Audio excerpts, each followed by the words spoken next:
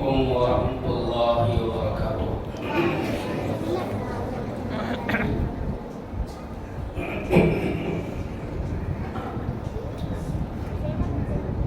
اس کی نسبت سے ہم لوگ یہاں جمع ہوئے ہیں، ہمارے اور آپ کا آقا و مولا حضرت محمد رسول اللہ صلی اللہ علیہ وسلم کی ذات اقدس ہے۔ ہماری طرف سے کروڑوں درود و سلام ہو کہ آپ صلی اللہ علیہ وسلم کی خدمت دفعہ ہمیں ایمان، اسلام اور قرآن جیسی عظیم نعمت ملی ہے۔ اس محبوب کی بارگاہ میں نعت پاک کا ہدیہ پیش کرنے سے پہلے آپ حضرات سے گزارش ہے کہ ایک مرتبہ درود پاک پڑھ لیں جو نماز میں پڑھتے ہیں۔ اللہم صلی علی محمد وعلی آل محمد کما صلیت علی ابراہیم وعلی آل ابراہیم انک حمید مجید۔ اللہم بارک علی محمد وعلی آل محمد کما بارکت علی ابراہیم وعلی آل ابراہیم انک حمید مجید۔ نعت پاک سے قبل ایک مقطع پیش خدمت ہے، سماعت فرما لیجیے۔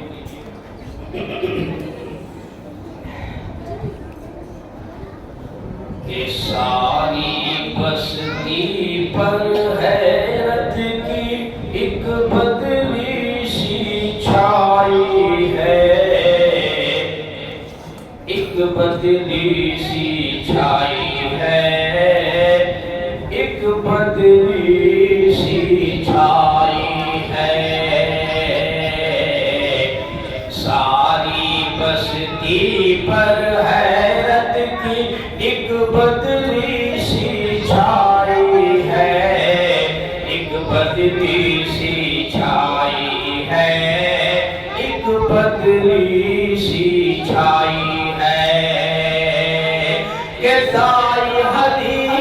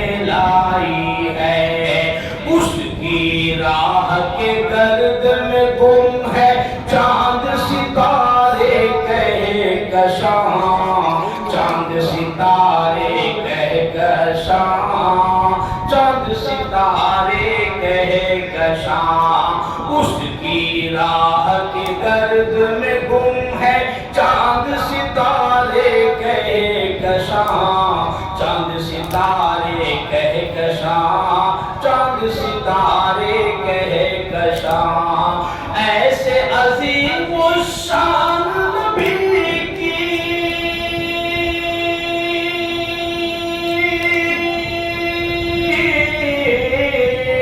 ایسے عظیم الشان نبی کی نسبت ہم نے پائی ہے۔ دائی حلیمہ کیسا بچہ اپنے گھر میں لائی ہے۔ ساری بستی پر حیرت کی ایک بدلی سی چھائی ہے۔ دائی حلیمہ کیسا بچہ اپنے گھر میں لائی ہے۔ دائی حلیمہ کیسا بچہ اپنے گھر میں لائی ہے۔ جب حضور دنیا میں تشریف لائے تو دنیا کا کیا منظر تھا اور کیا حالات تھے، کس نعت پاک میں آپ حالات ملاحظہ فرمائیے گا۔ کہ جب ظلم کے بادل چھانے لگے، گلشن میں گل کملانے لگے، جب ظلم کے بادل چھانے لگے، گلشن میں گل کملانے لگے، انسان جب اپنی بچی کو ہے جیتے جی دفنانے لگے، ہر سمت جفا ظلم کا جب، ہر سمت جفا ظلم کا جب ہے گرم ہوا بازار، محمد آ گئے، محمد آ گئے، محمد آ گئے، محمد چھا گئے،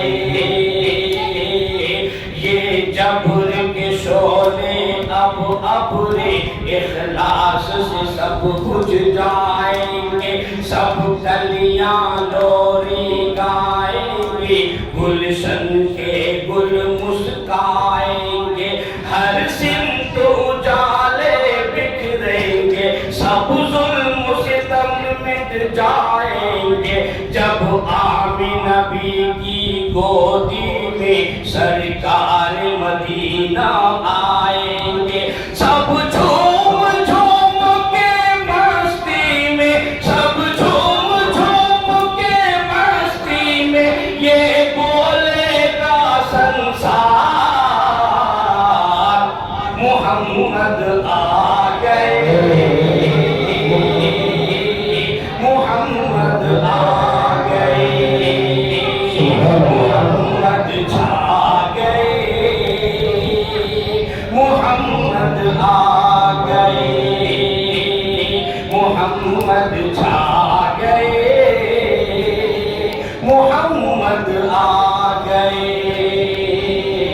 بن ملا فرمائیے گا کہ آدم کی لغزش کو رب نے جس کے صدقے میں بخش دیا، مچھلی کے پیٹ سے یونس کو جس کے صدقے آزاد کیا، عیسیٰ نے جس کی امت میں آنے کا لوگوں عزم کیا، اور ابراہیم نے خواہش کی تو رب نے انہیں یہ مژدہ دیا، کیا وہ دیکھو عبداللہ کے گھر، وہ دیکھو عبداللہ کے گھر، سب نبیوں کے سردار، محمد آ گئے،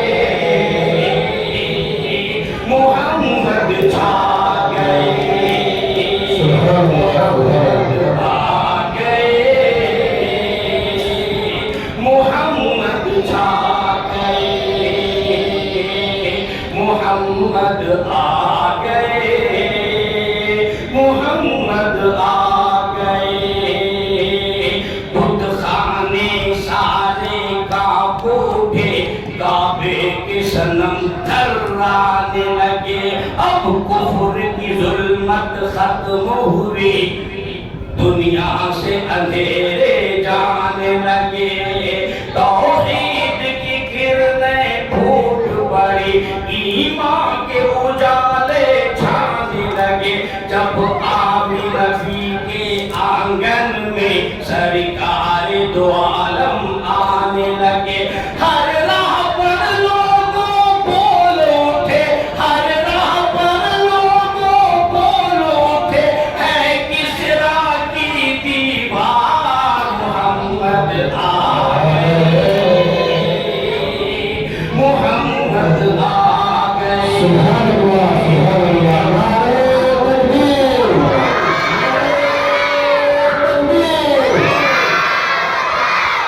محمد چھا گئے۔ توجہ کہ اب کوئی بھی اپنی بیٹی کو کیوں جیتے جی دفنائے گا، بیٹے کی گردن پر کوئی تلوار نہ باپ چلائے گا، ہر شخص کا دل بدلے گا، اب ہر فرد ہدایت پائے گا، دربار لگے گا آقا کا، انصاف یقین یقیناً پائے گا سچائی اور انصاف کا سچائی اور انصاف کا لگنے والا ہے دربار محمد آئے محمد چھا گئے سبحان اللہ سبحان اللہ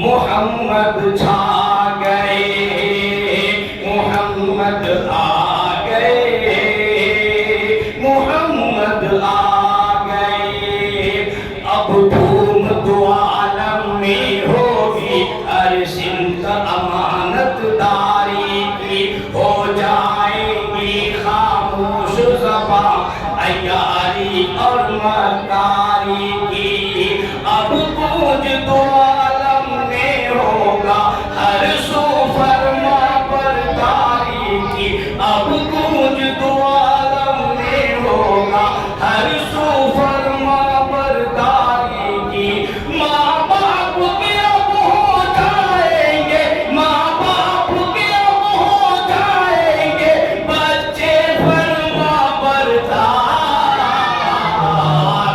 محمد آ گئے محمد آ گئے محمد چھا گئے محمد چھا گئے آخری بند لیجیے گا کہ کوئی کمزور نہیں ہوگا ہر ایک جریب کبھی ہوگا آ کر اسلام کے دامن میں مومن ہوگا یا ولی ہوگا وہ ولایت بانٹیں گے سب نبیوں کے سردار ہیں جو کوئی صدیق عمر ہوگا کوئی عثمان علی ہوگا اب بدلے گی ساری دنیا اب بدلے گی ساری دنیا اب بدلے گا سنسار سبحان اللہ سبحان اللہ محمد آ گئے محمد چھا گئے محمد آ گئے نعرہ تکبیر نعرہ تکبیر صلی اللہ علیہ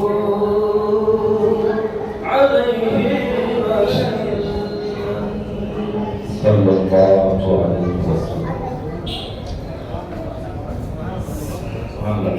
بہت ماشاءاللہ سب کو ماشاءاللہ ابھی حضرت کا نعت ہوا بیان باقی ہے انشاءاللہ اس کے بعد بھی موقع ملے تو ایک نعت ضرور سنیں گے انشاءاللہ وہ اطمینان کے ساتھ بیٹھے رہے بچے شور نہ کریں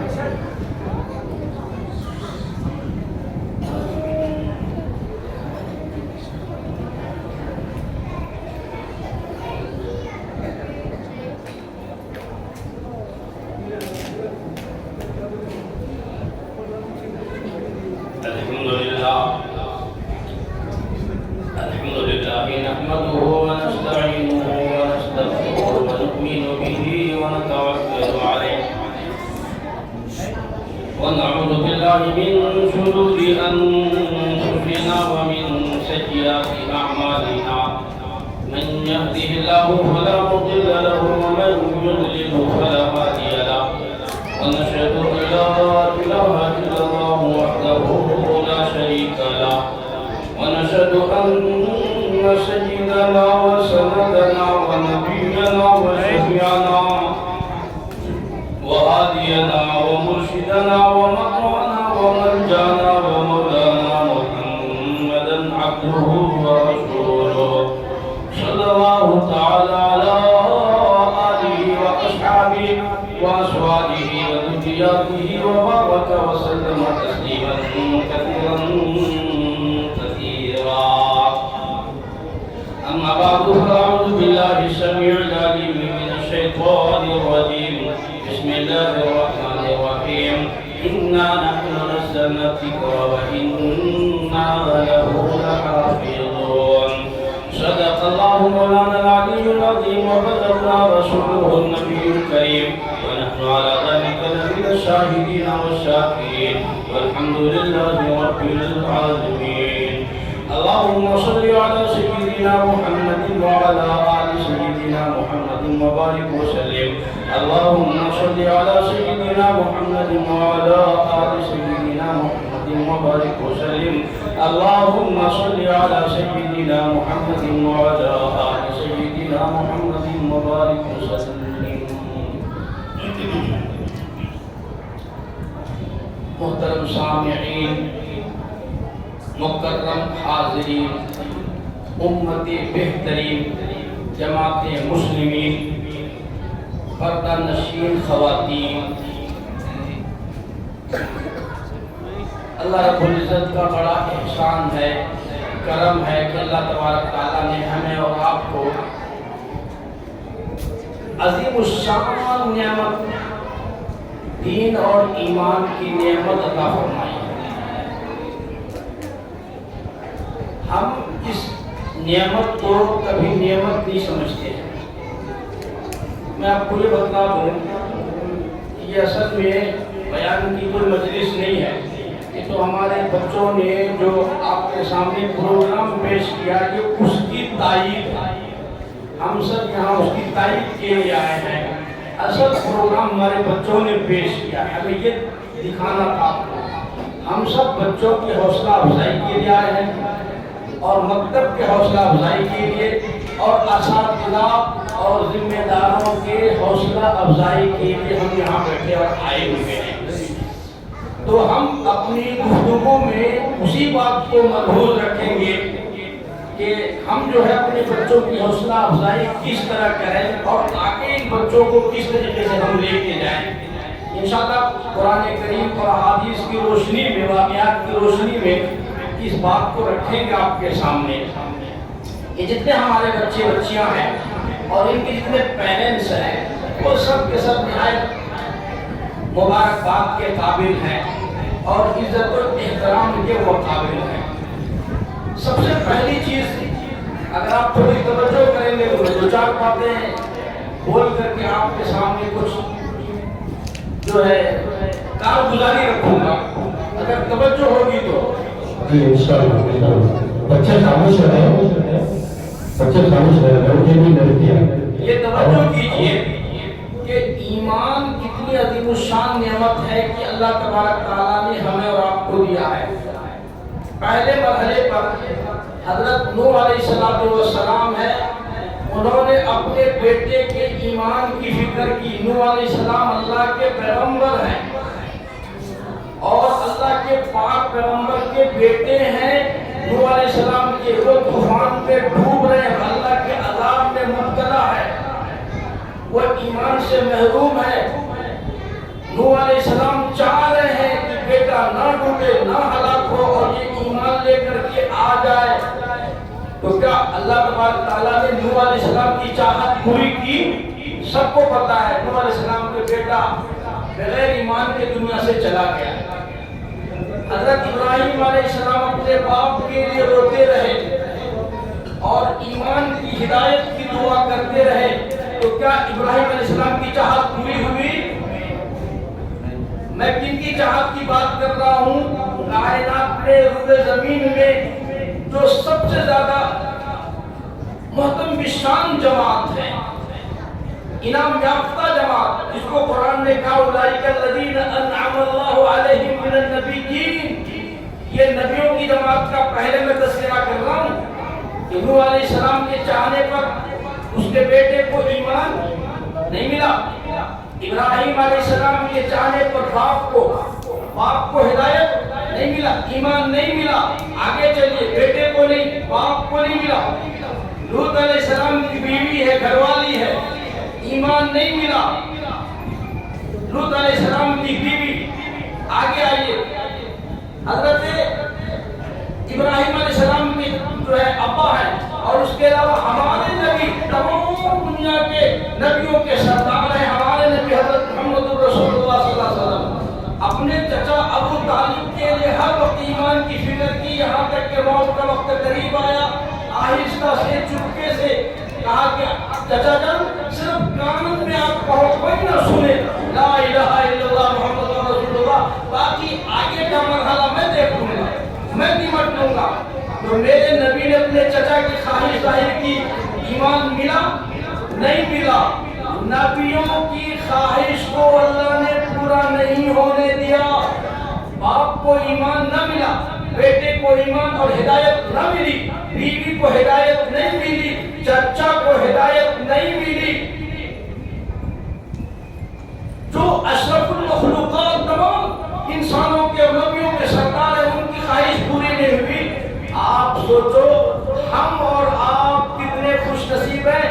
آپ ہم پر ایک بندہ ہاتھ اٹھا کے بتاؤ ہمارے ایمان کے لیے ہمارے باپ نے دعا مانگی تھی اللہ سے، ہمارے دادا نے، ہمارے پردادا نے، شاید ہمیں معلوم ہی نہیں کہ انہوں نے ہماری ہدایت اور ہمارے ایمان کے لیے محنت اور کوشش کی ہے، لیکن اللہ تبارک تعالیٰ نے محض اپنے فضل و کرم سے الحمدللہ کہو اللہ نے ہمیں ایمان والا بنایا۔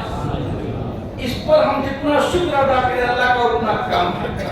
اللہ نے پیغمبروں تک یہ خواہش کو پورا نہیں ہونے دیا، اور صاف الفاظ میں قرآن میں اللہ نے اعلان کر دیا کہ اے میرے نبی محبوب آپ ٹھیک ہیں، میرے محبوب ہیں، انک لا تہدی من احببت ولکن اللہ یہدی من یشاء، آپ جس کو چاہے ہدایت نہیں دے سکتے، آپ جسے چاہے اسے ایمان نہیں دے سکتے، ہدایت دینا صرف میرا کام ہے، ہدایت میں میرا کوئی شریک نہیں ہے، کسی کی خواہش کے مطابق میں کسی کو ہدایت نہیں دیتا، ہدایت صرف اپنے خزانے سے جسے میں چاہتا ہوں ہدایت دیتا ہوں اور جسے میں نہیں چاہتا ہدایت نہیں دیتا۔ میرے بھائی ہمیں اپنی ذات سے اور اپنے ان چھوٹے اولاد اور بچوں کی ذات سے اللہ سے کتنا ڈرنا چاہیے کہ اگر اللہ ہدایت دے دیا، ایمان دے دیا تو وہ اس پر قادر ہے کہ وہ ایمان سلب کر لے، ایمان چھین لے اگر ہم اس کی قدر نہ کریں۔ اور یہ کوئی افسانہ اور کہانی آپ کو نہیں سنایا جا رہا، ایسا ہو رہا ہے کہ اگر ہم اپنی ذات سے اور اپنے بچوں کی طرف سے فکر مند نہ ہو تو ہمارے بچے ایمان سے محروم ہو رہے ہیں اور غیروں کی گود میں جا رہے ہیں۔ ابھی میرے موبائل میں ویڈیو موجود ہے، شاید آپ کے پاس بھی ہوگا، کہ ایک جوان بچی اپنے بوائے فرینڈ کے ساتھ کوٹ پہنچی ہوئی ہے اور باپ 5 منٹ تک بیٹی کے سامنے رو رہا ہے، گڑ گڑا رہا ہے کہ بیٹی گھر واپس آ جاؤ، چھوڑ دو، تم جہاں بولو گی، جس سے بولو گی میں تمہارا نکاح کر دوں گا، شادی کر دوں گا، تمہاری پسندی شادی کراؤں گا۔ باپ رو رہا ہے، گڑ گڑا رہا ہے، 5 منٹ کا وہ ویڈیو ہے اور وہ کورٹ میں ہو رہا، ساری دنیا دیکھ رہی ہے۔ 5-7 منٹ کے بعد جج اب پوچھتا ہے اس بچی کو، آما سنو تمہارا فیصلہ کیا ہے؟ تو وہ بچی بھرے بندے میں کہتی ہے میں اسی کے ساتھ پھیرے دوں گی جو غیر مسلم ہے، اور میں ایمان کو خیر بات کرتی ہوں، میں اس کے ساتھ جاؤں گی، باپ کے ساتھ نہیں جاؤں گی۔ تو میرے بھائی میں پہلا سبق کہیے اس کو، پہلا مشورہ کہیے اور پہلی درخواست کہیے، میں آپ سے یہ کروں گا ہم ہر وقت اپنی ذات سے، اپنے بیوی بال بچوں سے ایمان کے بارے میں فکر مند ہو جائیں۔ حالات بڑے بد سے بدتر ہوتے جا رہے ہیں، بدتر ہوتے جا رہے ہیں۔ اب اس کے ساتھ ساتھ اسلامی اسکولی نظام اور عصری تعلیم اور وہاں جو درسگاہیں ہیں اور وہاں کے جو فتنے ہیں، الامان والحفیظ، روزانہ نئے نئے مسائل کھڑے ہو رہے ہیں۔ ابھی مسلمان ایک مسئلے سے نمٹ نہیں پا رہا ہے کہ دوسرا مسئلہ کھڑا ہو جائے، ایک مسئلہ میں حل نہیں ہوا۔ ابھی جو ہے آپ کے جو ہے گائے کا مسئلہ حل نہیں ہوا ہے، آپ کے جو کورونا کا مسئلہ حل نہیں ہوا ہے، اس کا جو ہے مسکان کے حجاب کا مسئلہ کھڑا ہو گیا، وہ مسئلہ حل نہیں ہوا ہے، اذان کا مسئلہ آ گیا. آپ کہہ رہے ہیں کہ تھوڑے دنوں میں ہم ان مسجدوں کو اور مدرسوں کو تالا لگا دیں گے. اور اگر ہم فکر مند نہیں ہوئے، اگر ہم سچی پکی توبہ نہیں کیے اور اللہ کی طرف رجوع نہیں کیے تو ناممکن نہیں ہے، ایسا پہلے ہو چکا ہے. اس کی مثالیں موجود ہیں. آپ اسپین کی تاریخ اٹھا کر دیکھ لو، جہاں امام بخاری پڑھایا کرتے تھے، بخاری شریف، جہاں اذانیں ہوتی تھی، نمازیں ہوتی تھی، قال اللہ قال رسول کی تعلیم ہوتی تھی.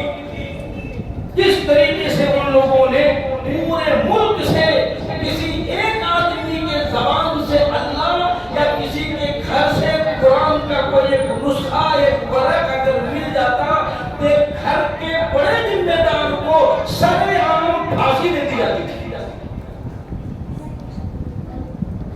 تو ہمیں تو ذرا فکر کرنی پڑے گی، محنت کرنی پڑے گی، اور اپنے بیوی بال بچوں کے بارے میں بہت کچھ سوچنا پڑے گا. ایک مشورہ تو یہ ہے آپ کے ساتھ کہ جس طریقے سے ہم اپنے بچوں کے کھانے کی فکر کرتے ہیں، کپڑوں کی فکر کرتے ہیں، قرآن اللہ کے نبی صلی اللہ علیہ وسلم نے جو فرمایا ہے کہ طلب العلم فریضۃ علی کل مسلم، ہر مسلمان پر علم دین کا حاصل کرنا فرض ہے. تو جس طریقے سے ہر ماں باپ اپنے بچوں کا کپڑا اپنے دل میں فرض سمجھتا ہے، وہ یوں تو نہیں کرتا کہ میرے بچوں کا کپڑا محلے والے دے دو بھائی. عید میں خود کپڑے لاتے ہیں.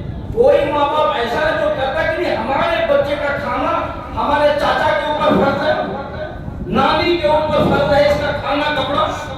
ہر ماں باپ کہتا ہے میرے بچے کے کھانے کا، کپڑے کا، دوا دارو کا، علاج معالجے کا ذمہ میرے ذمہ ہے، مجھ پر فرض ہے. وہ اپنا فریضہ سمجھتا ہے. اسی طریقے سے میرے بھائیوں، آج یہ بات کہ آپ لکھ کر کے لے جاؤ، جس طریقے سے آپ کے بچے کے لیے آپ کے ذمہ کھانا فرض ہے، آپ کے بچے کے لیے کپڑا فرض ہے، اور آپ کا بچہ بیمار ہو جائے تو دوائی فرض ہے آپ کے لیے. اسی طریقے سے علم دین بھی آپ ہی کے اوپر ان بچوں کے لیے فرض ہے. یہ مسجد کے امام کے اوپر فرض نہیں ہے، مسجد کے ذمہ داروں کے اوپر فرض نہیں ہے. آئیے اس حدیث کی روشنی میں تھوڑی معلومات حاصل کرتے ہیں. اللہ کے نبی نے فرمایا طلب العلم فریضۃ علی کل مسلم، ہر مسلمان پر اتنا دین سیکھنا فرض ہے جس سے اسے حلال و حرام کا پتہ چل جائے، جائز ناجائز کا پتہ چل جائے، جس سے اسے نماز روزے کا پتہ چل جائے. تو علماء نے لکھا ہے علم کا 2 درجہ ہے. علم میں کتنے درجے؟ 2 درجے. ایک درجہ ہے فرض کا اور ایک درجہ ہے سنت اور مستحب کا، فرض کفایہ کا. یعنی وہ سب پر فرض نہیں ہے. پہلا والا درجہ جو ہے وہ فرض کا ہے، وہ سب پر فرض ہے. کس پر ہے بھائی؟ سب پر، عورت پر، مرد پر، جوان پر، بوڑھوں پر، یہ سب پر فرض ہے. اور دوسرا والا جو علم کا درجہ ہے وہ فرض کفایہ ہے. وہ کیا ہے؟ وہ فرض کفایہ، وہ سب پر فرض نہیں ہے، لیکن پورے محلے والے پر تو فرض ہے. لیکن محلے میں سے کوئی ایک ادا کر لے تو سب کی طرف سے وہ فرض ادا ہو جاتا ہے. جیسے جنازے کی نماز ہے، جنازے کی نماز فرض کفایہ ہے، لیکن سارے محلے والے تو نہیں آ کر پڑھتے نا. 10 20 50 جیسا میسر ہو جائے تو وہ پڑھ لیتے. اگر محلے میں سے کسی جنازے کو، کسی میت کو بغیر جنازے کے دفن کر دیا جائے تو سارے محلے والے گنہگار ہوں گے. اسی طریقے سے آنے والا مہینہ رمضان کا آ رہا ہے، اعتکاف میں بیٹھنا سنت مؤکدہ مگر علی کفایہ ہے، وہ بھی فرض کفایہ ہے. یعنی پورے محلے میں سے کوئی ایک آدمی 10 دن کا اعتکاف یعنی فرض علی کفایہ ہے. ضروری ہے ایک آدمی بیٹھ جائے تو سارے محلے کی طرف سے وہ ادا ہو جائے گا، لیکن कोई ना बैठे तो सारा मोहल्ला गुनाहगार। तो इसी तरीके से समझे इल्म की भी दो दर्जे, एक दर्जा है फर्ज का और दूसरा दर्जा है अलल किफाया। अलल किफाया ये है कि पूरे मोहल्ले में से कोई एक आदमी हो जो इतना इल्म हासिल करे कि इल्म के अंदर रुसूख आ जाए, उसको मसला मसाइल उससे लोग पूछे तो वो हल करके बताए, नमाज के मसाइल, रोजे के मसाइल, हज के, ज़कात के, मैयत के, रमजान के, अहकाम के, छोटा बड़ा तमाम मसला, उसके लिए फिर उलमा ने इल्म हासिल करने के भी दो दर्जे बयान फरमाए, दो दर्जे बना दिए। यानी फर्ज इल्म हासिल करने के लिए मकतब का निज़ाम बनाया और फर्ज किफाया के लिए मदरसे का निज़ाम बनाया। मदरसों में जो इल्म दिया जाता है वो फर्ज अलल किफाया। अब ये समझो कि किसी मदरसे में मोहल्ले के सारे बच्चे जाके नहीं पढ़ सकते। अगर सब पर फर्ज होता तो सारे मोहल्ले के बच्चे किसी मदरसे में जाकर में सारे बच्चों को पढ़ना पड़ता। अब सारे बच्चे मोहल्ले के जाके नहीं पढ़ते, दारुल देवबंद नहीं जा पाते, मदारिल सहारनपुर नदवा नहीं जा पाते।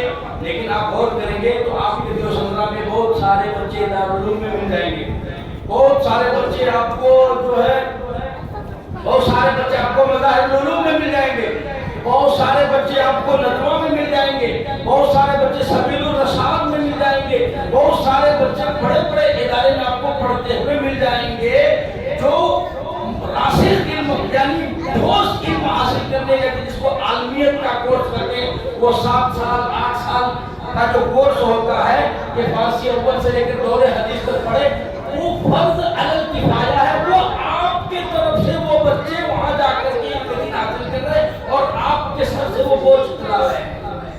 आपके मोहल्ले के बच्चे, आपके इलाके के बच्चे, जैसे कहते हैं मालूम हो हमारे हाफिज साहब के 2 बच्चे हैं, ये सभी लोग रशाद में, कोई अभी शसूल में है और कोई हिफ्ज़ मुकम्मल कर रहा, तो ये फर्ज़े किफ़ाया का सारे मोहल्ले वालों के सर से बोझ चला रहे हैं। अल्लाह इनको जज़ा खैर अता फरमाए। देखो सारे मोहल्ले वाले नहीं आ सकते थे, लेकिन अल्लाह तबारक तआला ने इस बोझ से आपको आज़ाद किया। जब ये फारिग होकर के आ जाएंगे मुकम्मल ठोस आलिम होंगे, छोटे बड़े मसले सारे आपके हल करेंगे। लेकिन एक है फर्ज जो हर बंदे पर है, वो क्या है? वो मकातिब का निज़ाम है। इस बिना पर पूरे मोहल्ले में से हर बच्चे को इल्म दीन इतना सीखना जरूरी है जितना अभी आपके सामने वो बच्चे पेश कर रहे थे। कोई सूरह फातिहा सुना रहा था, कोई सूरत सुना रहा था, कोई सीरत बयान कर रहा था, कोई सुन्नतें बयान कर रहा था, कोई फराइज, कोई वाजिबात। सुभान अल्लाह, सुभान अल्लाह, सुभान अल्लाह। तो इसको पहले ध्यान नशी करें कि इतना इल्म जिससे ये बच्चों को सूरतें याद हो जाए, नमाज के अरकान आ जाए, नमाज के फराइज वाजिबात आ जाए, नमाज पढ़ना सीख ले ये बच्चे बच्चियां, और दीन सीख ले, अकायद सीख ले। इतना तालीम मोहल्ले के हर माँ बाप पर और हर बच्चे पर बनता है। माँ बाप पर सिखाना और बच्चों पर सीखना फर्ज है। तो इसके लिए फिक्र करनी पड़ेगी। तो ये 2 बातें होगी, अपने और अपने बच्चों के ताल्लुक से ईमान, और दूसरा ये जो आप मेहनत कोशिश कर रहे हैं ये सुन्नत मुस्तहब नहीं है। मैं जानता हूँ अरफात मस्जिद में बहुत सारे बच्चे आते हैं, लेकिन इतनी बात भी है कि सारे बच्चे नहीं आते हैं। अभी आपके सामने कारगुजारी इंशाअल्लाह काली मामला साहब सुनाएंगे, मोहल्ले में कितने घर हैं और बच्चे कितने आते हैं।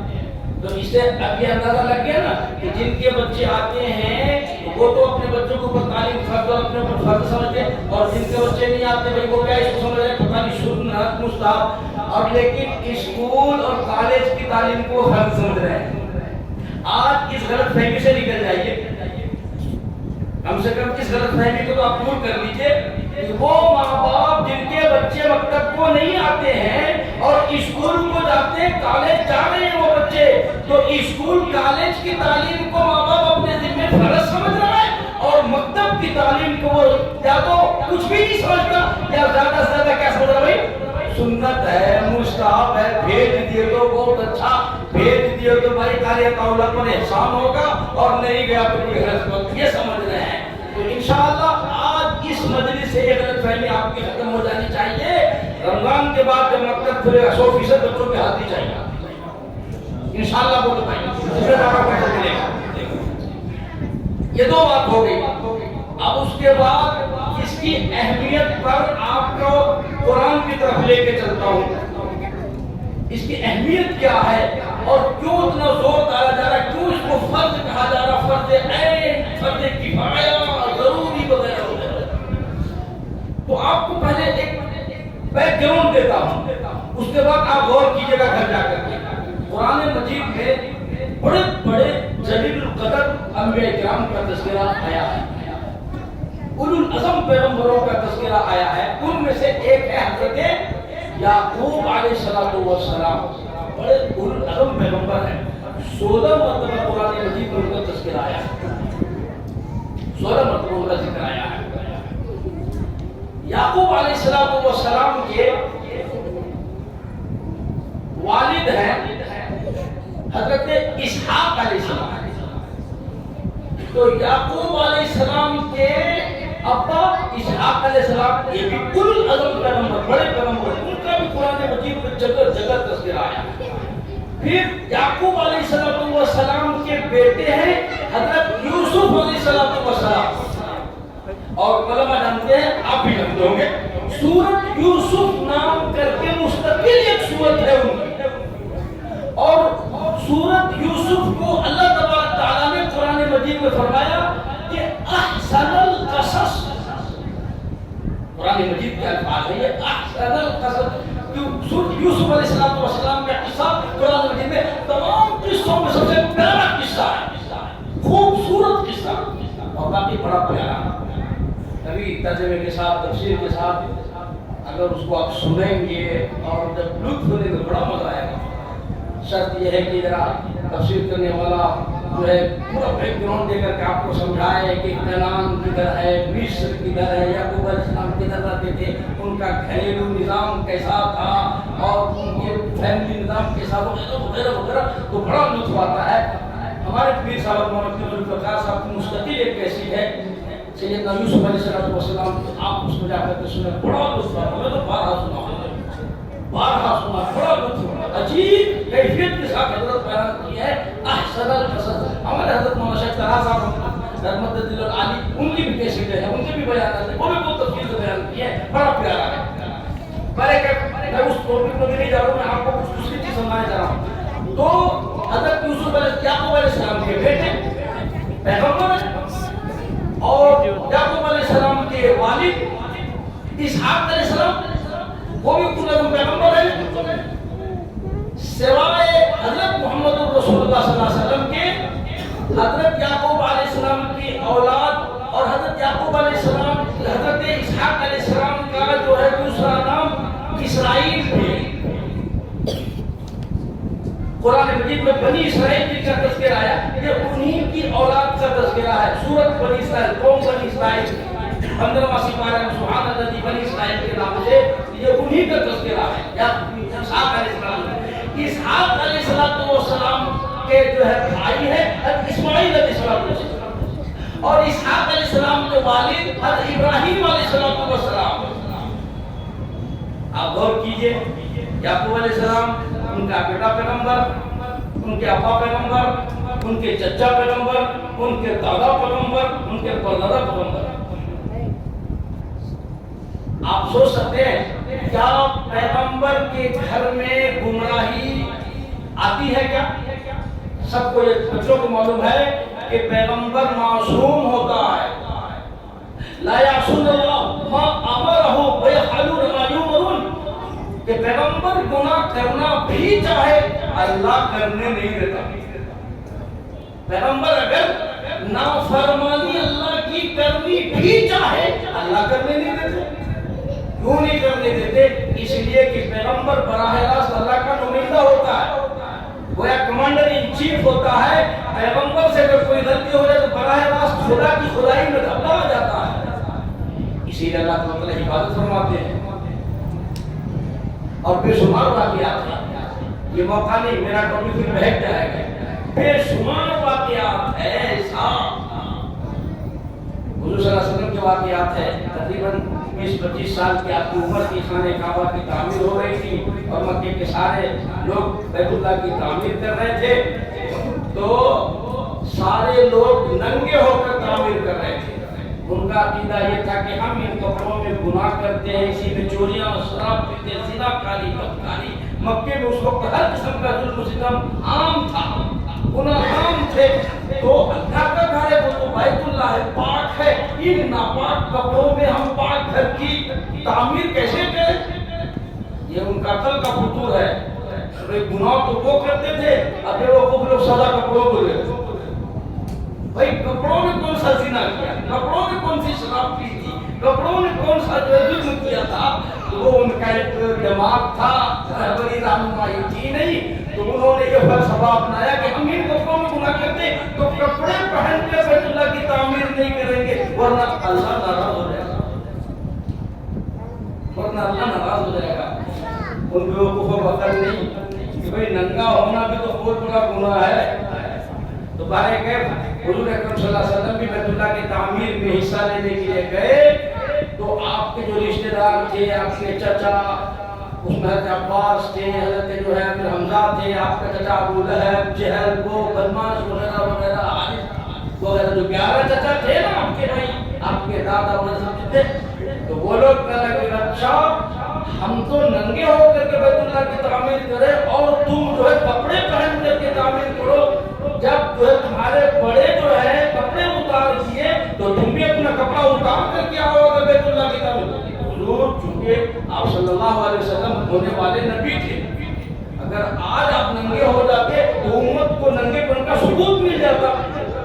حضور نے فرمایا نہیں، چونکہ آپ بہت زیادہ شرمیلے تھے، بہت زیادہ آپ شرمیلے تھے، بہت زیادہ بے تھے، تو آپ نے کہا کہ میں ننگا نہیں ہوں گا، تو کیسے نہیں ہوتا؟ ارے جب تمہارا باپ دادا چاچا پورا خاندان ننگا ہے تو بھائی تو ننگا کیوں نہیں ہوگا؟ تو انہوں نے زبردستی کی، حضور لنگی پہنے ہوئے تھے، ان کو کھینچا پانی شروع کر دیا، نہیں کھولنا پڑے گا، نہیں اتارنا پڑے گا۔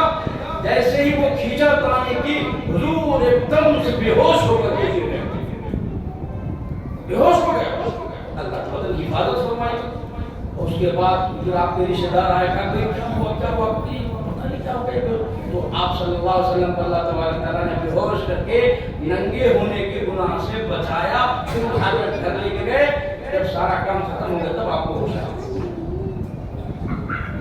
تو پیغمبر گناہ کرنا بھی چاہے نہیں کرے، 10-12 سال کی عمر تھی حضور کی اور قریش میں کوئی شادی تھی، تو آپ صلی اللہ علیہ وسلم کو پہلے سے بھی وہ ڈھول بجے باجے تاشے گاجے بالکل پسند، فطرت نہیں تھی ویسی، لیکن مکے کے جو ہے قریش کے جو بڑے آپ کے ہم عمر لڑکے تھے، نوجوان تھے، وہ آ کر کے جو ہے زبردستی کہ محمد چلو نا، ارے بڑا اچھا رنگ جمے گا، وہاں گانا ہے، باجا ہے، ڈھول ہے اور خرافات ہے، جیسے آج کے شادیوں میں ہے، آج نہیں ہوتے، کیا خرافات مچاتے ہیں، تو اس زمانے میں بھی تھا۔ حضور نے فرمایا نہیں بھائی تم لوگ جاؤ، مجھے پسند نہیں، یہ زبردستی ہے، کیسا نہیں رکھا، ہم تمہارے دوست نہیں کیا، زبردستی کھینچ کر کے لے گئے۔ حضور وہاں بیٹھ کر کے دیکھتے رہے تماشا، اس کے بعد ان کا گانا بجانا شروع ہو گیا، جیسے ہی وہ ڈھولک اور گانے بجانے کی آواز آئی، اللہ تبارک تعالیٰ نے آپ پر نیند غالب کر دیا اور وہیں آپ سو گئے، اور اتنی گہری نیند میں سوئے کہ پورا مجمع خالی ہو گیا، مجلس ختم ہو گئی، سارے لوگ چلے گئے، آپ وہیں پڑے رہ گئے، اس لیے کہ آپ ناچ گانے کی مجلس میں جاتے تو آج امت کو پروف مل جاتا کہ دیکھو حضور بھی ناچ گانے کی مجلس میں گئے تھے، اس لیے مجھے بھی اجازت ہے، میں بھی سچی پکی توبہ کر لوں گا۔ اللہ تبارک تعالیٰ نے اس طریقے سے حفاظت فرمائی۔ سیدنا یوسف علیہ السلام کا قصہ، زلیخا کا قصہ یوسف میں، سورۃ یوسف میں بہت تفصیل سے ہے، کہ وہ تو نہیں چاہ رہے تھے، اللہ تبارک تعالیٰ نے آپ اس طرح سے حفاظت فرمائی۔ تو یہ عرض کر رہا تھا کہ جن کا بیٹا پیغمبر ہو، باپ پیغمبر ہو، چچا پیغمبر ہو، دادا پیغمبر ہو، پردادا پیغمبر ہو، تو وہاں گناہ تو دور کی بات ہے، گناہ کا کوئی تصور نہیں ہوتا نا۔ تو جب گناہ اور معصیت کا تصور نہیں ہے تو کیا عقائد اور ایمان کا کوئی خطرہ وہاں لاحق ہو سکتا ہے کیا بھائی؟ ناممکن ہے، وہاں تو گناہوں کا تصور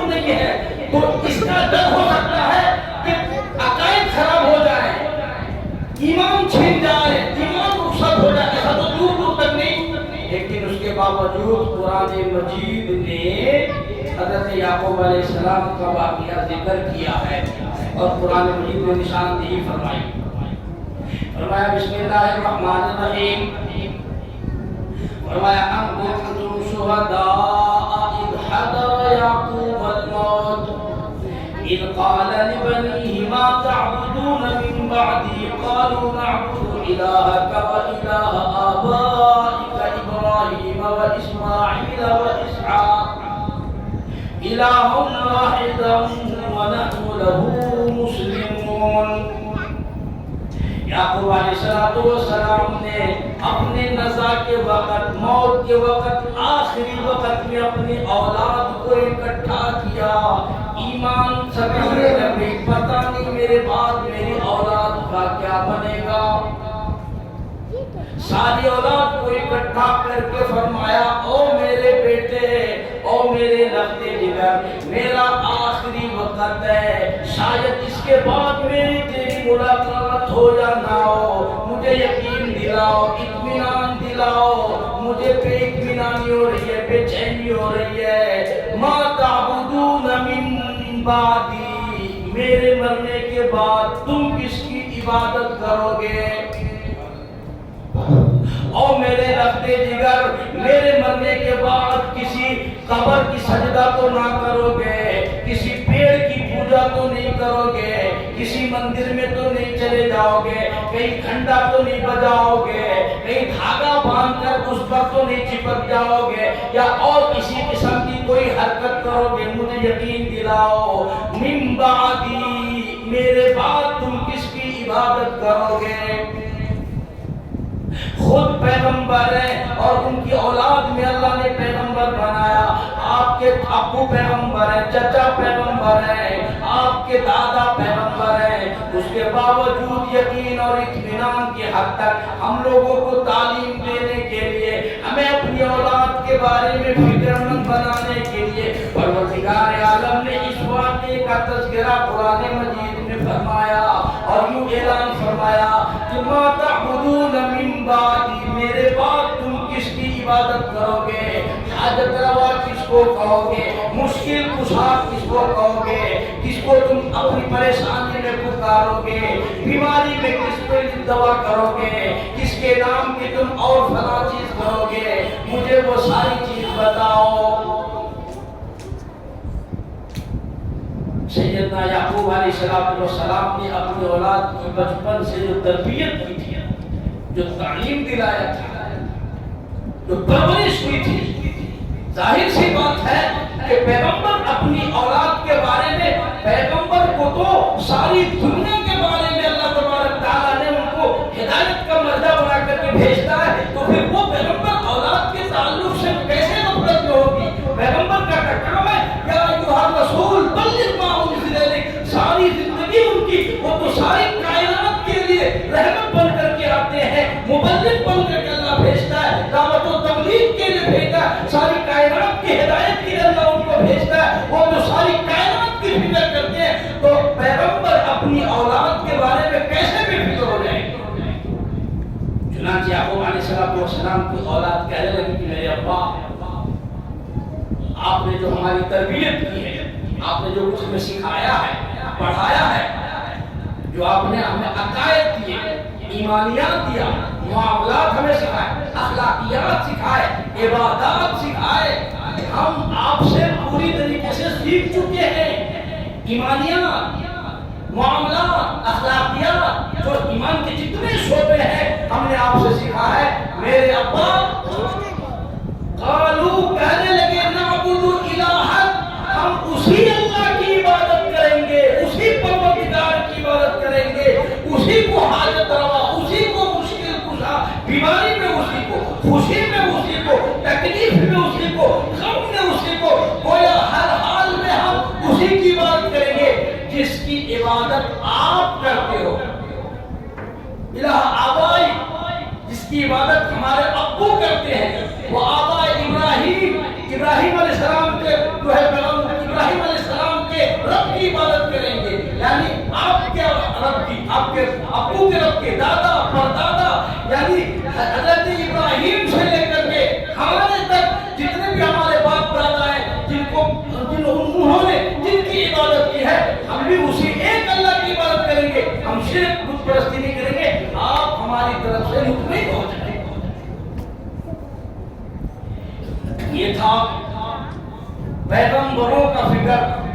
اب آپ سوچ سکتے ہیں کہ ایک پیغمبر ایک رسول اپنی اور اپنے اولاد کے بارے میں اتنی فکر مند ہے کہ پوری زندگی ان کو تعلیم دیا, تربیت دی, ایمان سکھایا, معاملات سکھایا, اخلاقیات سکھایا, عبادات سکھایا.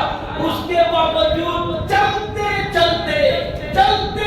کرتے مجھے اطمینان دلاؤ میرے مرنے کے بعد کیا ہوگا. میری زندگی میں تمہیں دیکھ لیا لیکن میرے مرنے کے بعد تو فرمایا آپ مطمئن ہو جائے ابو جان, آپ کے مرنے کے بعد ہم آپ کے اپنے دادا پردادا کے رب کی عبادت کریں گے, کسی اور کے سامنے سر نہیں جھکائیں گے.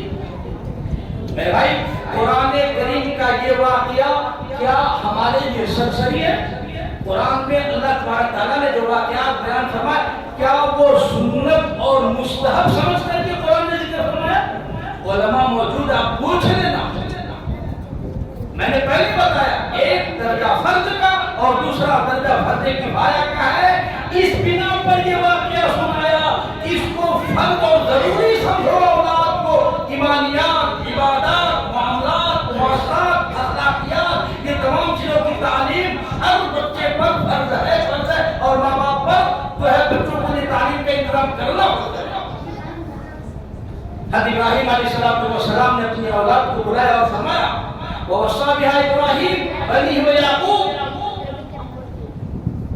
يا بني ان الله اصطفى لكم الدين فلا تموتن الا وانتم مسلمون.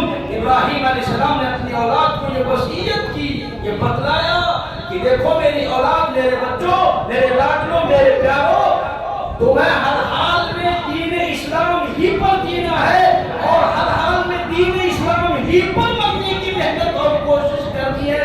کسی حال میں بھی یہ کوشش چھوڑنی نہیں. اسی لیے اللہ کے نبی صلی اللہ علیہ وسلم نے وہ حدیث میں رکھا اطلب العلم من المہد الى اللحد. سبحان اللہ. مہدی چھوٹے بچے ماں کے گود سے سیکھے, الى اللحد بڑے قبر کی گود تک سیکھتے رہے, پوچھ کر کے مسئلہ معلوم کر کے ایک کام کرے, ایک کام کرے. پرسوں جو ہے میڈل میں پروگرام تھا اور دارالعلوم دیوبند کے بڑے مفتیان کرام آئے تھے, بڑے اللہ والے. کئی سارے لوگوں نے کئی سارے مسئلوں میں ڈسکس کیا, الجھنیں تھی, پریشانی تھی. تو کچھ پریشانی جو ہمارے پاس کچھ لا کر کے دیے تھے, ہمیں بھی الجھن تھا اس سلسلے میں, بڑا الجھن تھا, وہ آپ کو بھی سنا دیتا ہوں. الجھن یہ تھا کہ حضرت سے کسی نے سوال کیا کہ بھائی ہمارے پاس جو ہے اتنے پیسے نہیں ہے کہ ہمارا کوئی اپنا مکان ہو. اللہ نے کسی طریقے سے زمین ہمیں مہیا کیا ہے لیکن اس پر کنسیشن کے لیے ہمارے پاس کوئی بجٹ نہیں ہے. سرکار ہمیں لون دیتی ہے, ہاؤس لون بول کر کے, تو کیا وہ لون لینا جائز ہے, گھر بنانا جائز ہے؟ چونکہ لون کا معاملہ سود پر ہوتا ہے کہ آپ اتنا لیں, مہینے کو اتنا جمع کریں. اور ہم نے مفتی صاحب سے درخواست کی کہ حضرت آپ اس کو جائز کہیں یا ناجائز کہیں, حرام کہیں یا حلال کہیں, لیکن مسئلہ 100% یہ ہے کہ 90% مسلمان اس میں ملوث ہے. میں نے اپنی طرف سے ان کو کہا, تو میں نے حضرت سے یہ درخواست کی آپ چاہے حلال کہیں حرام کہیں لیکن 90% اس لون میں ملوث ہے, 5% مسلمان صرف بچے ہوئے ہیں. تو میں اپنی طرف سے حضرت سے درخواست کی, زور دے کر کہ حضرت آپ کو 90% کا تو آپ چھوڑ دو, یہ جو 5% مسلمان بچے ہوئے ہیں ان کا کوئی کچھ سوچو, حل نکالو نا تاکہ یہ صحیح راستے پر چل سکیں. 5 کا کوئی حل نکالو. تو میں نے مفتی صاحب سے درخواست کی, دیکھو صرف یہ بتا دینا کافی آپ کے ذمہ نہیں ہے, چونکہ آپ مقتدر ہیں, بڑے علماء میں سے ہیں, آپ ہی کا کام ہے کہ بھائی یہ حرام ہے یہ حلال ہے بول دینے سے ان کو तो नहीं मानेगी। अगर आप हराम करते तो भाई उससे बच करके और जो है काम हो जाए ऐसा कोई दूसरा रास्ता और तरीका निकाले ना। हराम भी बोलो लेकिन उसका कोई हल निकालो तो हलाल में हो, हराम में तो नहीं। ये 5% बचना चाहते इनकी फिक्र करें, नंबर पर 5 को छोड़ दे। तो मुफ्ती साहब ने ये फतवा, चूंकि पहले से ये फतवा लिखा हुआ है कि बैंक से लोन लेकर के घर बनाना वो सूद के ज़मरे में आता है, और सूद के बारे में अल्लाह तबारक तआला ने नस्से कतई कुरान में फरमाया फइल्लम तफअलू फअज़नु बिहर्बिन मिनल्लाहि व रसूली, कि जो सूद लेन देन करता है, सूद लिखता है, गवाह देने वाला, लेने वाला, देने वाला, ये तमाम के तमाम अल्लाह और उसके रसूल से जंग करेंगे।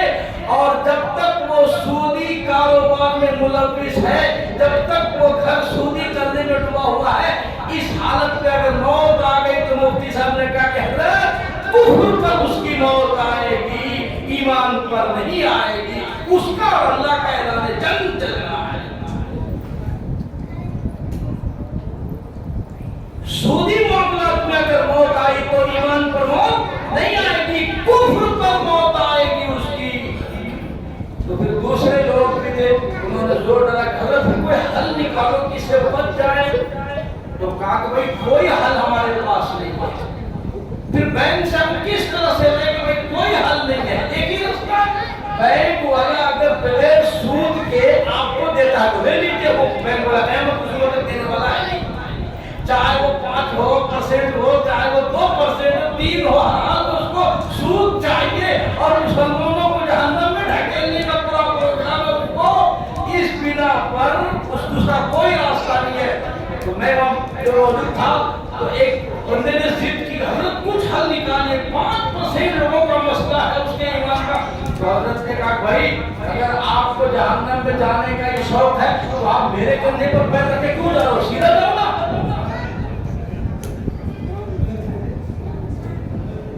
अरे भाई मेरा कंधा छोड़ो ना, और मेरे को तुम जबरदस्ती करो कि रास्ता निकालो, हलाल को हलाल को, मेरे कंधे पर पैर रख के आप क्यों अंदर जाओगे, मेरे कंधे से बाजू चले जाओ। लेकिन मसला तो ये हराम है। तो मेरे भाई अर्ज ये कर रहा था कि अंबिया अलैहिस्सलातु वस्सलाम अपने और अपने बीवी बाल बच्चों की ईमान की इतनी फिक्र करते थे, हमारे लिए भी जरूरी है। अभी हालात इतने बद से बदतर हो गए हैं, हम अपनी आंखों से देख रहे हैं कि दुनिया कितनी तेजी से बदल रहा है। अब तो लोग गुनाह को गुनाह नहीं समझते, गुनाह को लोग तहजीब कहते हैं। तहजीब जो जितना ज्यादा कुरियानियत और जितना ज्यादा फैशन दिखाए और जितना कम कपड़ा पहने उतने लोग उसको मुहज्जब समझते, उतने लोग उसको तालीम याफ्ता समझते। ये मुस्तकिल मेहनत चल रही है। तो ऐसे में हम अपने बच्चों को ईमान पर बाकी रहने के लिए हमें उससे ज्यादा सख्त मेहनत करनी पड़ेगी। आप देखें माहौल और कल्चर कितना बदल गया। पहले बच्चे घर आते थे तो अब्बू जी कह के बुलाते थे, अब्बू जी। लेकिन जब अंग्रेजी तहजीब इन बच्चों को आई तो अब्बू से डैडी बन गए, डैडी। और उसके बाद जब ज्यादा पढ़ लिख लिया और ज्यादा जो है ग्रेजुएट हो गए तो अब ये डैडी खत्म हो गए, डैडी से डैड। और खुदा ने खास्ता अगर हम इन पर तवज्जो ना दें, मेहनत ना करें, अगर इसी तरीके से तहजीब पढ़ती रहे कल्चर, तो हो सकता है कल्चर के डैड की डेथ हो जाए। बच्चों की ईमान का भी डेथ और अब्बू का भी डेथ। इसलिए भाई फिक्र करनी पड़ेगी, घर का माहौल बनाना पड़ेगा। Good morning, good afternoon, good evening, फला फला फला। आपका सुबह अच्छा हो जाए तो फिर आपका खराब हो जाए, चलता है। तो फिर आपकी अच्छी हो जाए, शाम को आप मर जाओ, परवाह नहीं। ये इस्लाम नहीं सिखाता। इस्लाम कहता अस्सलाम वालेकुम व रहमतुल्लाह व बरकातुहू। अल्लाह आपको सलामत रखे, खुश रखे, आबाद रखे। अल्लाह की रहमतें आप पर, अल्लाह की बरकतें आप पर। अब ये छोटे छोटे छोटे छोटे बच्चे आ रहे थे, आप देख रहे थे ना, एक बच्चा अस्सलाम वालेकुम में मैं और क्या 3 मरतबा उनके साथ पढ़ा, इतना اور سارے بچے تھے السلام علیکم 3 مرتبہ بچہ ساتھ ہوگا. یہ ان مکاتب کا کتنا بڑا احسان ہے کہ اتنے چھوٹے معصوم جسے السلام علیکم ورحمۃ اللہ وبرکاتہ بولنے نہیں ہو رہا ہے. ان حضرات نے جہاں فشانی اور قربانی دے کر اسے پہلے اسے سلام سکھایا, گڈ مارننگ نہیں سکھایا. آپ اس کو مہذب کر دو, بچہ گڈ مارننگ کرے, گڈ ایوننگ کرے, اور جو بچہ السلام علیکم آپ اس کو غیر مہذب کر دے. خدا کی قسم اللہ کے نبی نے فرمایا کہ جب یہ طالب علم چلتے ہیں فرشتے اپنے پر بچھا دیتے ہیں, فرشتے پر بچھا دیتے ہیں. یہ ٹھیک ہے کہ ان چھوٹے چھوٹے معصوم بچوں کا آج ہمارے معاشرے میں کوئی مقام نہیں ہے, لیکن یاد رکھو اللہ کے نزدیک ان بچوں کا مقام کبھی کم نہیں ہوا ہے. وہ پروردگار کل بھی اسی مقام پر ان کو رکھا تھا اور آج بھی اللہ کے نزدیک بچوں کا وہی مقام ہے. وہ ہم نہیں سمجھ پا رہے ہیں, ہماری تحقیق بگڑ گئی, بچوں کی تعلیم نہیں بگڑے. مجھے ایک واقعہ یاد آ گیا. حضرت مولانا مفتی ظفر علی خان صاحب اپنا واقعہ سنائے اور لکھے ہیں. اپنا واقعہ اپنا فرماتے ہیں مدرسے میں ایک بچہ شرارت کیا تو میں 2-3 تھپڑ مجبوری ہوتی ہے صاحب. بعض بچے زیادہ شدید ہوتے ہیں اور بعض بچے ذرا کم شدید ہوتے ہیں, تو ایک کا دکھا ایک دو لکڑی تھپڑ مارنا ہی پڑتا, مجبوری ہوتی ہے, بچے شرارت کرتے ہیں. تو حضرت نے ایک بچے کو 2-4 تھپڑ لگا دیا. شام کو حضرت کا پورا ہاتھ یہ سن ہو گیا, اب یہ ہاتھ کام نہیں کر رہا تھا.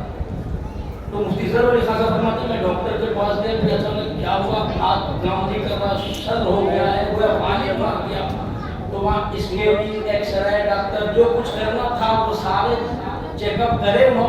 کرنے کے بعد وہ رپورٹ دیا کہ حضرت یہ تو کئی سالوں سے آپ کی رگیں خشک ہو گئی, سوکھ گئی.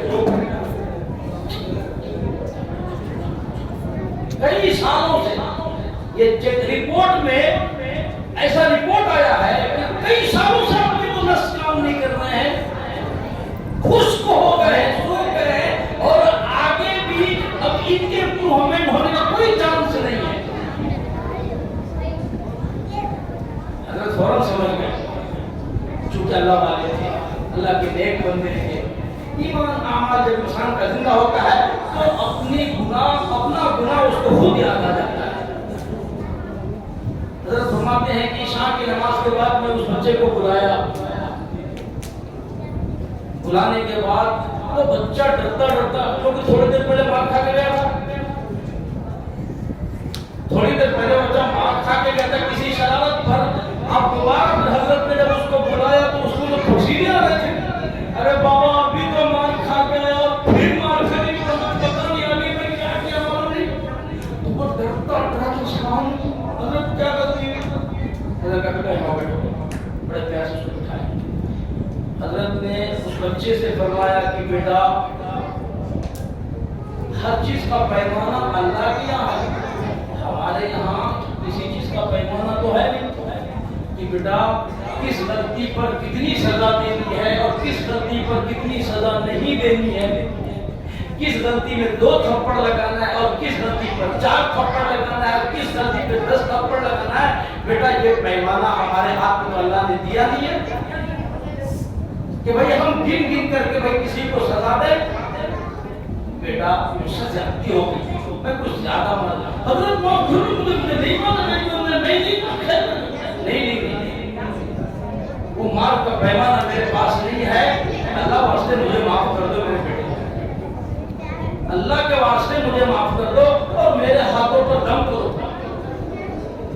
یہ کون کہہ رہا ہے؟ وقت کا شیخ الحدیث ہے, اللہ کے نیک بندے ہیں, مفتی ہے اور مانے جانے مفتی ہے. مفتی ظفر علی خان صاحب نے واقعہ میں اس طالب علم کو بلایا, مجبور ہو گیا. ڈاکٹروں نے کہا کئی سال سے آپ کی نسیں خشک ہو گئی. میں نے آپ کو بتایا نا ہمارے یہاں ہمارے گھر میں ہمارے ان بچوں کا مقام کم ہو گیا, ٹھیک ہے, لیکن اللہ کے نزدیک ان کا رتبہ اور مقام کبھی کم نہیں ہوا اور کبھی کم نہیں ہو سکتا ہے. یہ میری ذمہ داری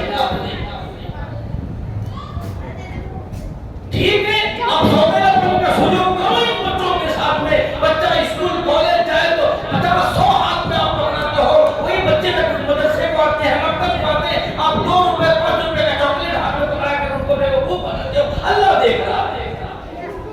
کس کے دل میں دنیا کی عظمت ہے اور کس کے دل میں آخرت کی عظمت ہے؟ وہ پروردگار سب کچھ نوٹ کرتا ہے۔ مفتی زید علی خان نے فرمایا بیٹا مجھے معاف کر دو، میں نے زیادتی کی تم تک اور کچھ پڑھ کر کے دم کر دو، ہلکا مجھے تو کچھ بھی نہیں آتا۔ اچھا ہاتھ پھیر دو، ہاتھ پھیرو۔ وہ بچے نے ایسا ہاتھ پھیرا تو ساری رگیں کھل گئی اور ہاتھ کام کرنا شروع کر دیا۔ ڈاکٹر کے پاس دوبارہ چیک کیا تو فرمایا اس میں کبھی کوئی بیماری تھی ہی نہیں۔ بتلانا یہ چاہتا ہوں میں کہ آج ان بچوں کا ہمارے محلے میں ذمہ داروں کی نظر میں ان کی کوئی اہمیت نہیں ہے، ماں باپ کے دل میں تو ہے ہی نہیں ہے۔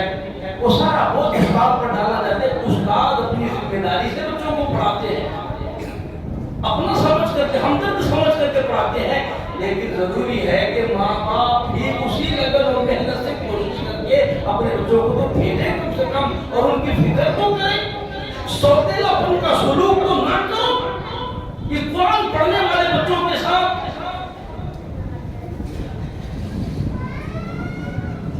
اللہ کے نبی صلی اللہ علیہ وسلم نے ارشاد فرمایا کہ طالب علم کے لیے سمندر کی مچھلیاں تک دعائیں،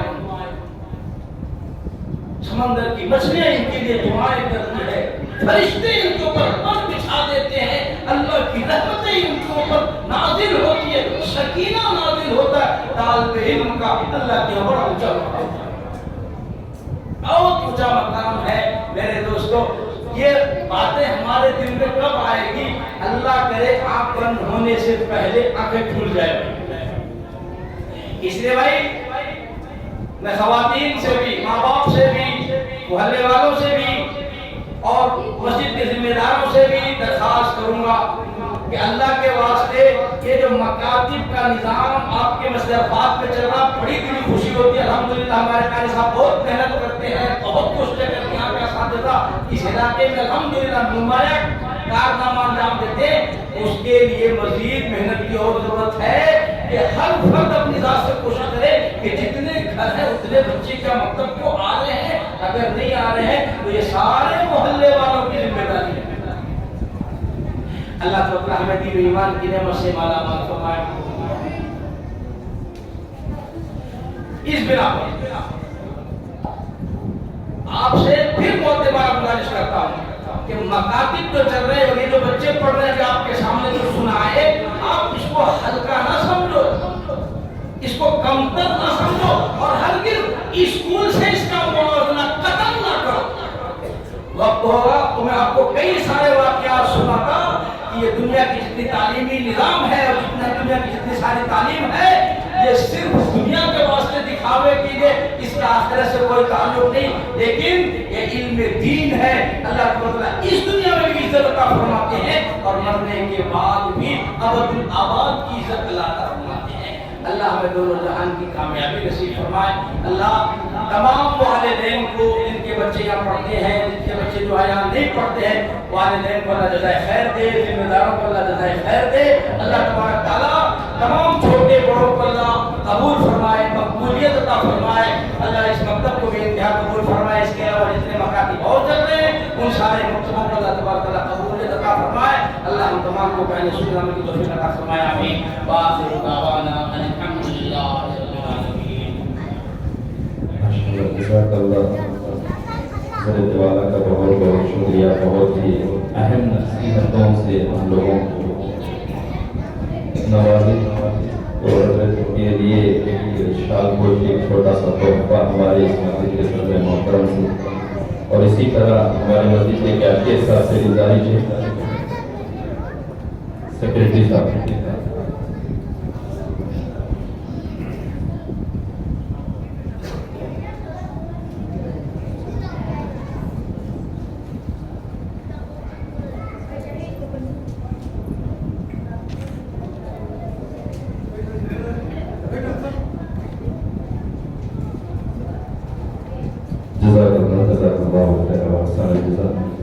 اور اس کے بعد اساتذہ کے لیے بچوں کا بھی انعامات ہیں۔